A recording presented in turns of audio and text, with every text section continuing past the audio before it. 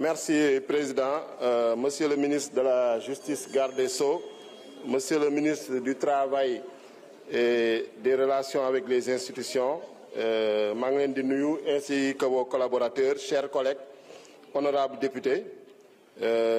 Par rapport à ce projet de loi relatif à la Commission nationale des droits de l'homme, c'est un projet important. Ça permet au Sénégal de répondre à des exigences, à ses engagements internationaux, notamment les principes de Paris de l'Organisation des Nations Unies.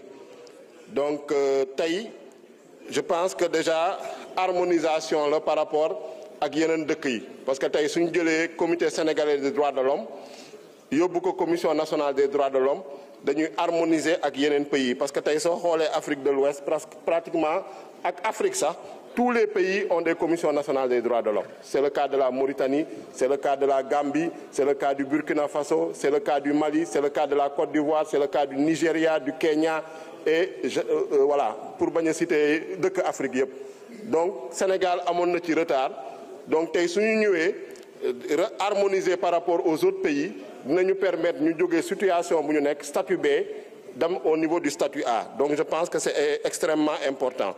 Leneen lu ñu ci gis également gis nañ ni quand même c'est un organisme consultatif parce que bee passé bu ñu indilee le projet de loi portant suppression du Conseil économique, social et environnemental ak HCCT dañu ne fonction de consultation et concertation yi ñan lañ koy jox ñu ne ñun lu ñu répondroon mooy dans les secteurs il y a des organismes consultatifs qui sont dédiés soo demee secteur de la justice soo demee secteur du travail il y a un conseil national consultatif secteur des droits de l'homme il y a un organisme consultatif.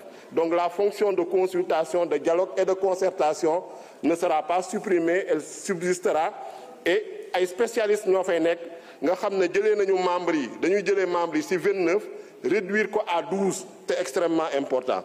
Mais lu ci ëpp solo moi c'est un acte de souveraineté parce que en général suñu ne droits de l'homme rek souvent c'est des ONG internationales ou même des organisations de la société civile nationale dont les activités sont financées par des bailleurs de fonds internationaux nga xam ne souvent peut-être seeni valeurs ak seeni principes dina am décalage par rapport nous à nos valeurs nationales par rapport également à notre culture.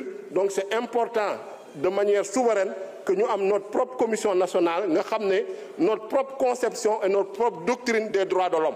Nous avons développer, défendre, promouvoir. Nous avons influencer par rapport à des choses qui sont importées et qui sont contraires à nos valeurs. Donc, c'est un élément de souveraineté et c'est extrêmement important. Effectivement, si nous avons les droits de l'homme, on pense aux droits civils, on pense aux droits politiques. Mais il faut qu'on accentue surtout sur les droits économiques, sociaux, culturels, environnementaux. Parce que le principal problème du Sénégal, c'est des problèmes de type économique, de type social, culturel et environnemental. C'est vrai que les droits fondamentaux, droit à la vie, liberté, c'est très important. Mais le principal problème, c'est notre niveau de développement. On a un indice de développement humain faible. On a parlé des problèmes des jeunes, l'immigration clandestine. On a parlé des problèmes d'emploi. On a parlé de la situation économique difficile.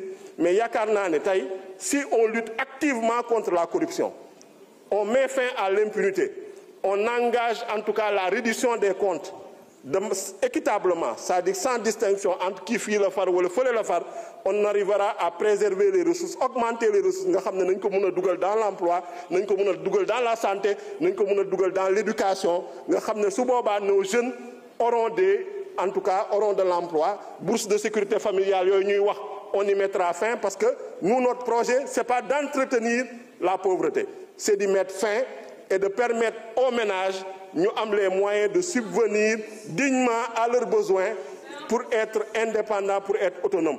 Donc le fait d'entretenir une bourse de sécurité familiale, c'est une finalité.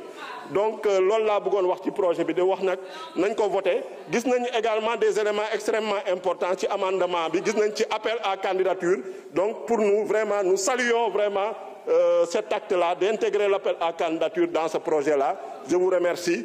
Et di fàttali nag, monsieur le ministre, le tribunal de grande instance de Sédhiou, le tribunal d'instance de Goudomp et le tribunal d'instance de Bounkiling nga jàppale ñu ci pour la construction dans les meilleurs délais. Je vous remercie. Merci, cher.